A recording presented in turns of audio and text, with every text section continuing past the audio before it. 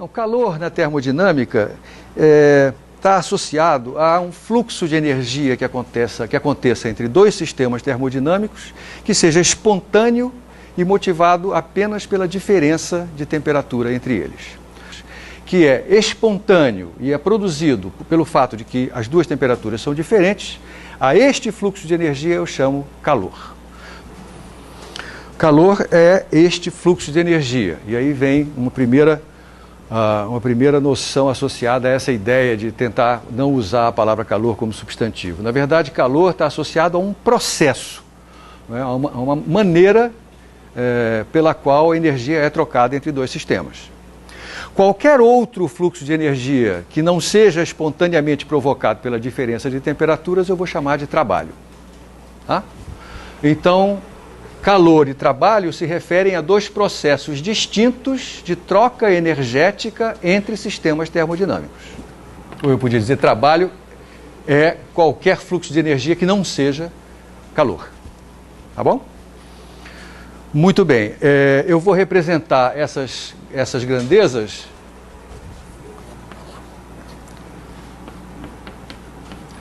pelas letras Q e W e vou utilizar imediatamente uma ideia fundamental de toda a física, que é a ideia de conservação da energia.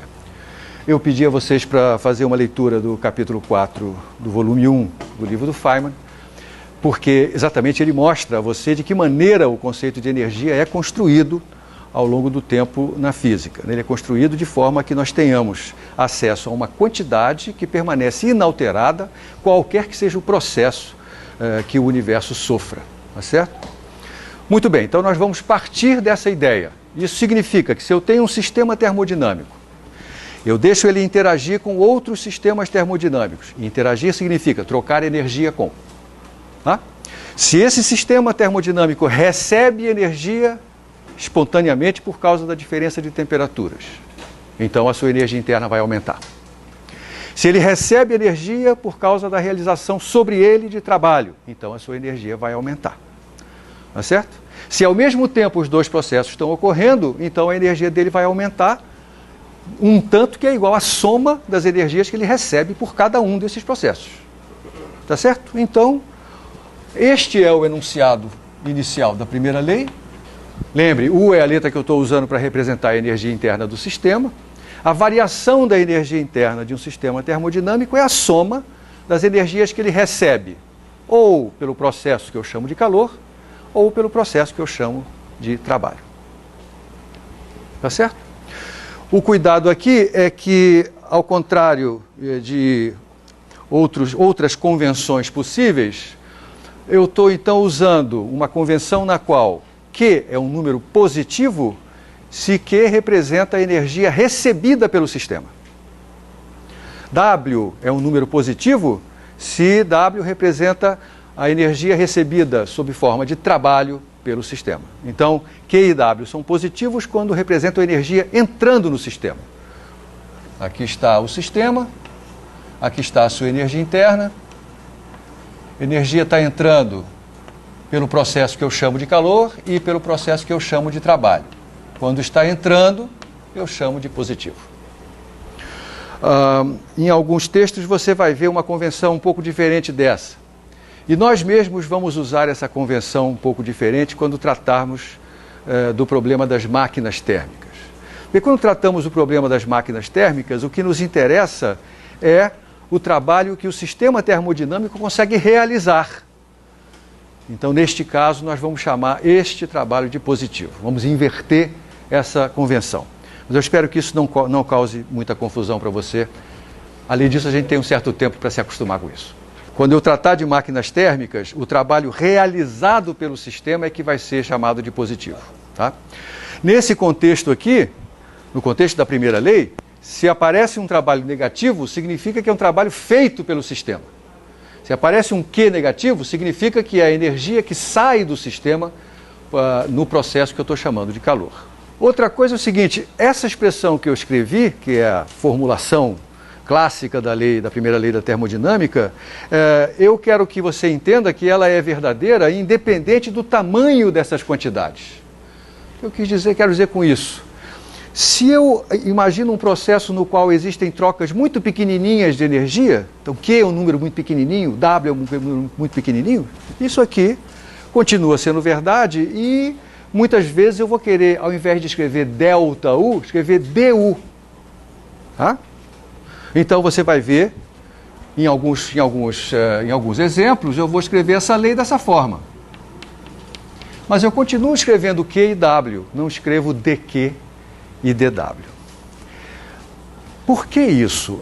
Quando eu uso aquela notação, o ΔU virando DU, nas circunstâncias em que a variação é muito pequena, eu estou convidando você a pensar que U é uma quantidade que sofre variação, não é isso?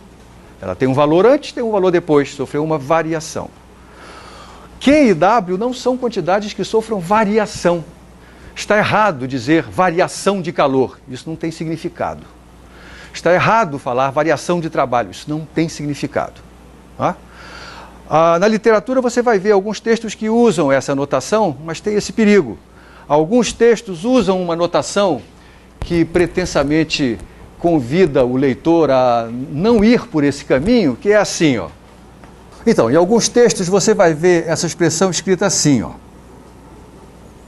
Um D com um tracinho, significando, o que quer significar esse tracinho? Quer significar que D tracinho Q é uma coisa pequenininha, mas que não é variação de nada. Alguns chamam isso de uma diferencial inexata, para contrastar com o DU, que é uma diferencial exata. Eu não vou usar essa terminologia, tá? Mas só queria alertar você vai ver isso em alguns textos. Tá? Então, eu vou usar essa formulação ou essa, independente do tamanho, do valor dessas grandezas Q e W. Tá? É claro que quando eu boto dois sistemas termodinâmicos em contato térmico, dizer que eles estão em contato térmico não especifica o mecanismo pelo qual esse contato é realizado, o mecanismo pelo qual há trocas de energia entre os dois. Nós podemos destacar aqui 3 tipos de mecanismos distintos. Os 3 tipos de mecanismo clássicos são esses 3 que eu estou mencionando aqui. O primeiro deles, condução. Eu digo que o mecanismo é um mecanismo de condução quando existe contato microscópico entre os dois sistemas. Por exemplo, se eu coloco os dois sistemas colados um no outro, e eu estou imaginando aqui o sistema a temperatura mais alta, pelo teorema da equipartição, a energia média das suas moléculas é maior. Quando uma molécula desse sistema bate numa molécula do outro sistema, que tem temperatura menor e, portanto, energia menor também, existe uma tendência a energia ir daquele que tem mais para aquele que tem menos. Tá certo? Então, o mecanismo de condução, ele pressupõe o contato microscópico entre os componentes dos dois sistemas. O mecanismo de convecção, ele pressupõe um movimento global das partículas desses sistemas termodinâmicos. Um exemplo clássico é o que acontece quando você aquece água numa panela. Você aquece água numa panela, existe contato, existe condução entre a chama aberta e o fundo da panela. Aí nós estamos falando de uma interação onde há contato microscópico, não é? Muito bem, mas uma vez feito isso, há contato microscópico com a água que está na parte do fundo da panela. Condução outra vez. Mas quando essa água que está no fundo da panela tem sua temperatura aumentada, a sua densidade diminui. E se essa panela está sob o efeito de um campo gravitacional, ela vai se mover para cima, porque ela tem densidade menor, então ela vai subir. Tá certo? Quando ela sobe, existe um movimento global desse sistema termodinâmico, que é a água no fundo da panela, de modo a ir para cima. E aí, quando ela vai para cima, ela entra em contato, condução outra vez, com a água mais fria que está no topo da panela. Tá? Então, a convecção pressupõe um movimento global de um dos sistemas termodinâmicos, pelo menos. Já o mecanismo de radiação pressupõe o trânsito de energia através de radiação eletromagnética. Então, nós recebemos calor do Sol. E eu chamo de calor, porque esse mecanismo associado à diferença de temperatura entre o Sol e o nosso planeta. Mas essa energia não vem por condução nem por convecção. Ela vem pela radiação eletromagnética que nos alcança. Tá? Esses são os 3 mecanismos básicos de contato térmico que a gente encontra na natureza. Se eu uso um forno de micro-ondas para aquecer água, tá bom? Todo mundo está imaginando esse processo? Botei uma xícara d'água dentro do forno de micro-ondas, liguei o forno de micro-ondas. Todo mundo sabe que essa água vai receber energia, vai ficar mais quente, a temperatura vai aumentar.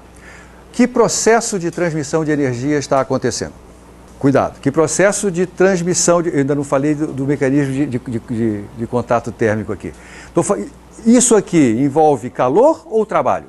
Isso envolve trabalho, não envolve calor. Não há uma diferença de temperatura entre o sistema que está cedendo energia e o sistema que está recebendo energia. Então esse processo é um processo de trabalho. Se eu fricciono uma mão com a outra, todo mundo sabe que a temperatura da mão vai aumentar. Esse processo é um processo que envolve calor ou trabalho? Trabalho. Tá? Então cuidado, estou aquecendo minha mão, cuidado, porque esse termo é perigoso. Você convida a pessoa a pensar em calor, mas isso não envolve calor nenhum. Tá?